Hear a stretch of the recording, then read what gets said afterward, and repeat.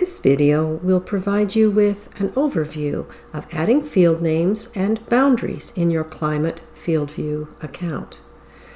You can set up a new account and get Fieldview for free by going to climatefieldview.ca and read about the opportunities that it might provide you, or contact your local Climate Fieldview dealer.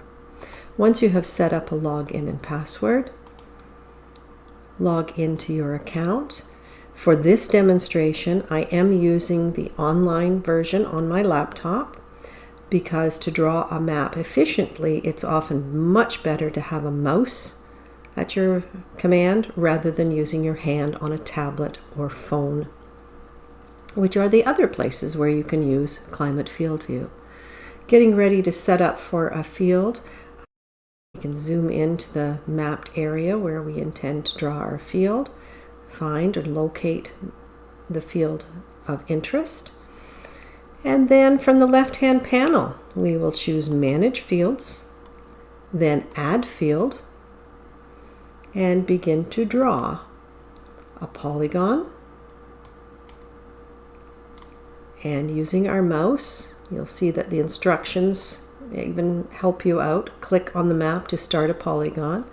We'll click the corners and draw as efficiently as we can around the perimeter of the field. When you want to make a curve, you put little points closer together. And for straight edges, you can leave a larger gap from corner to corner. If we do not do a perfect job the first time around, we have all sorts of opportunities to improve on that. I just clicked back at the beginning, and now if we zoom in, we may find that any of these points, once the computer redraws them, I want to click and hold on a point and drag it into a more accurate position. In all cases, when it comes to map accuracy, having a field actually mapped with the GPS or with the in-field equipment using the boundary mapping function is a much more accurate way. But when it comes to the Climate Fieldview platform, there are many advantages of having a working boundary before you even begin any of your field operation. The field boundary is what links us to the imagery and the climate information that they are also providing on this platform. So having a field name and having a boundary in the beginning of the season allows you all of the benefits of this program. So we have created our map. We are going to make sure we add the field name here, and as we have discussed in our companion documents, field name is very important. In my data set, I'm calling my client Sample Client and Sample Farm, where your names would obviously go. I'm going to call this Sample Field 6, and normally putting a field name or a road name together helps other people who are viewing this, as well as those in our organization, to understand which field is this. I'm going to save this. After we choose the client and farm name, and we can continue on to the next field. In this case, we've added it and we're ready to do the other functions that we need to do in this program. Once we have added a new field to our account, you might notice that if you select on the field, you'll want to say done before you can move on to the other functions. This particular field that we have just added does not have the weather activities or the scouting and imagery activities posted yet. Sometimes it takes up to a day for that to cycle through the system and begin to present that information for you. Fields that I had added earlier to this account are now returning to me the scouting, the vegetation indices, and the weather information that is part of this platform. But give yourselves time, it won't appear immediately. Once you have added a field name and a field boundary into this program, you will find that if you go over to the other entry points for the program, first of all, the FieldView Plus, you will notice that field number 6 that I just added is now part of the FieldView Plus list, and it allows me to access the Field Manager and importing from this venue as well.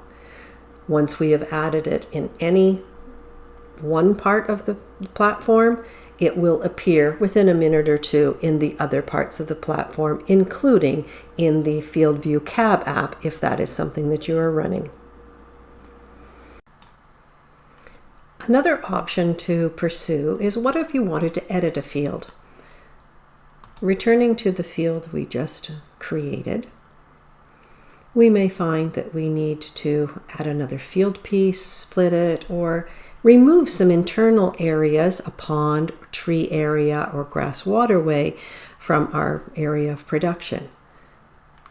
Opening the map again allows us to find the edit field, which is a little pencil style icon beside the field name. And if we were to click on that, the screen does some redraw, and we'll zoom back into our field again to allow us to edit any one of those individual points, or to draw an additional field section or region onto this field.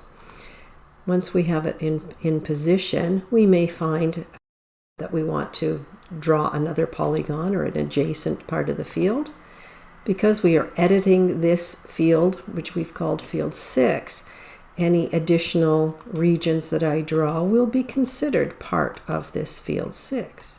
And there are a variety of reasons why we want to have a multi-polygon or multi-part boundary, depending on our crop production practice for that year. So we've just created a second region for that field, all part of the same. The acreage will update. But there's also times when we need to remove an area. This field luckily doesn't have any interior regions we need to drive around, but again, if there are trees or a pond or a waterway or some obstruction that we want to remove from the crop acres, we simply use the remove and draw around that field feature. Once again, when we save, those changes to that existing field name will now be part of that field boundary. In all cases, when you're running a program such as FieldView or any of the venues, knowing where to access the help is really important. The Knowledge Center under the Help button in Climate Fieldview brings you to a page with many topics that you can explore to more fully appreciate what this program can do for you. So please avail yourself of the help, regardless of what platform you're using.